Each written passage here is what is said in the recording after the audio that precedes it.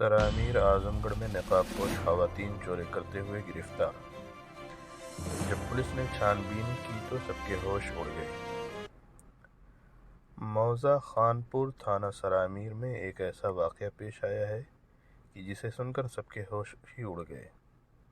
دراصل بیتے دنوں تارا پاٹھک زوجہ اروند سرامیر سبزی منڈی میں ٹھیلہ سے کچھ سامان خرید رہی تھیں کہ اسی درمیان نقاب پوش خواتین اس کے ارد گرد چکر لگانے لگیں اور موقع پاتے ہی تارا پاٹھک کے پرس پر ہاتھ صاف کر دیا۔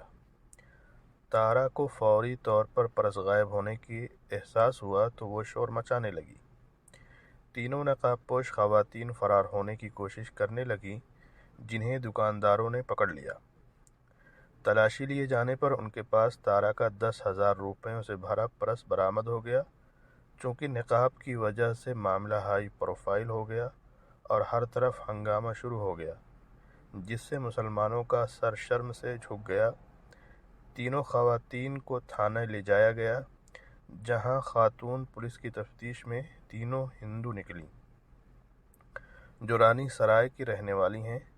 اس سلسلے میں جب SI آشوتوش مشرا سے بات کی گئی انہوں نے کہا کہ ان تینوں خواتین کے خلاف قانونی کارروائی کے لیے متاثرہ خاتون سے تحریر دینے کے لیے کہا گیا تو اس نے تحریر دینے سے انکار کر دیا۔